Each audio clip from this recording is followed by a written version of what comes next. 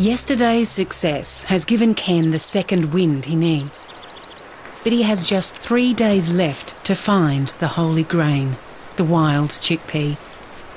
It's so rare that despite a century of collecting, there are only a few gnarled old samples left in the international seed banks. The team aren't even quite sure what it will look like. This is kind of a plant that we're looking for. All the wild chickpeas like to grow in rocky, well-drained soil. Instead of finding chickpea, found lens. Yeah, we need a positive ID, but to me, everything says lentil. Oh, no, I don't think so. Doesn't look like lentil to me. I reckon it's just a veg. I hope it's not. Anyway, I need to find some more seed.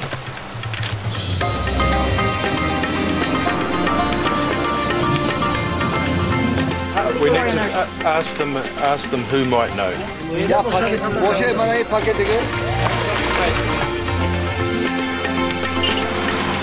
It's growing in the mountain. In the mountain, the wild chickpea. Yes. Let's just go up there.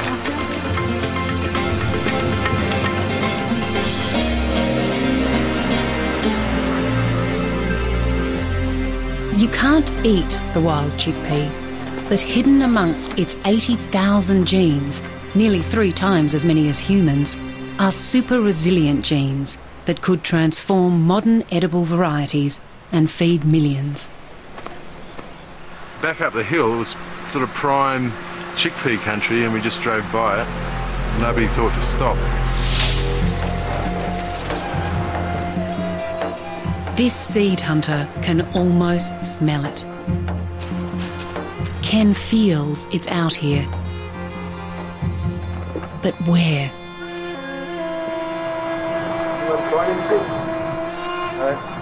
Could the wild chickpea simply be extinct?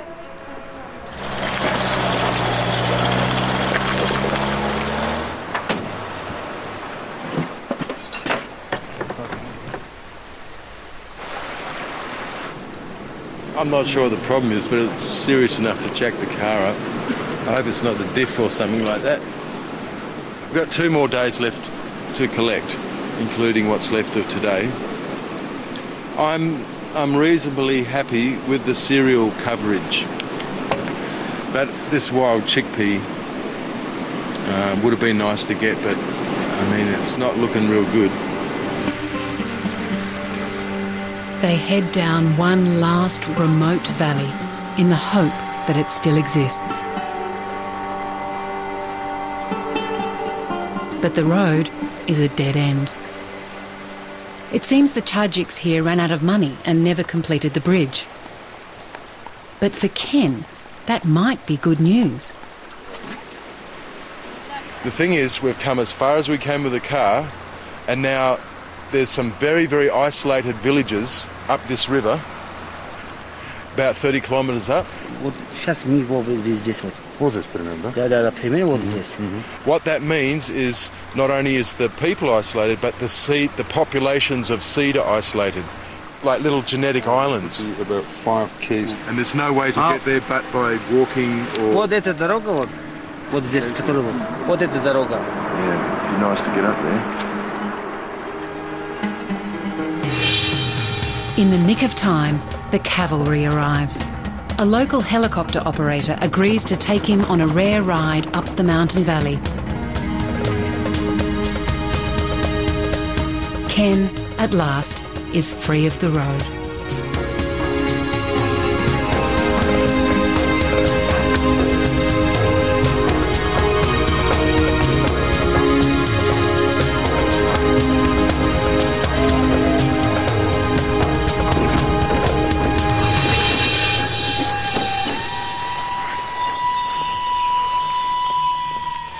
This is perfect.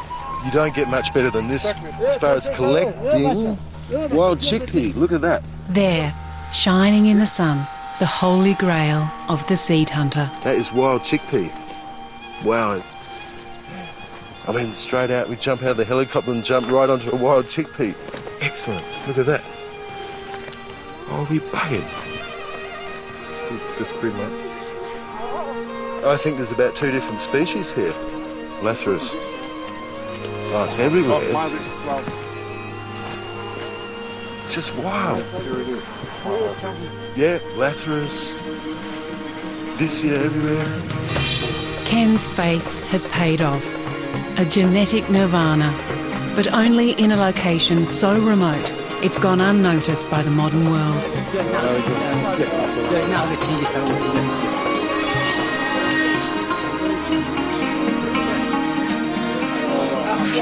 Sorry for dropping out of the sky and disturbing your peaceful morning. And just when this memorable day couldn't promise to get any better, this tribal village serves it up on a plate. A unique stash of ancient cultivated seeds. This is chickpea. That's exactly what we look after. Yeah. Awesome, awesome. How long have they been growing this here for? 100 years, 200 years, they don't remember. Their grandfathers has been growing this. That's fantastic.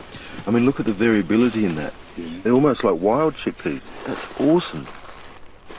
I'd say the seed, I mean, definitely in this environment, there'd be cold tolerance, which is very, very important to extend the range of chickpea.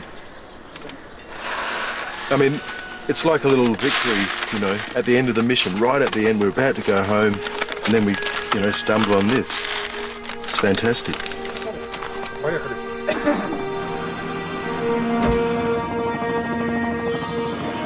These ancient seeds will now embark on a journey of pivotal importance to the future of humanity. We don't know how this material is going to be used, and that's why we collect it. Because we're preserving things for the future. We don't know what's going to happen. We don't know if it's going to be climate change. We don't know if it's going to be, you know, maybe it's going to be something really bizarre like a meteor hitting the Earth, and everything's just going to go to hell. And we're going to have material in our gene banks so we can pick up the pieces and we can still move forward and we can feed people.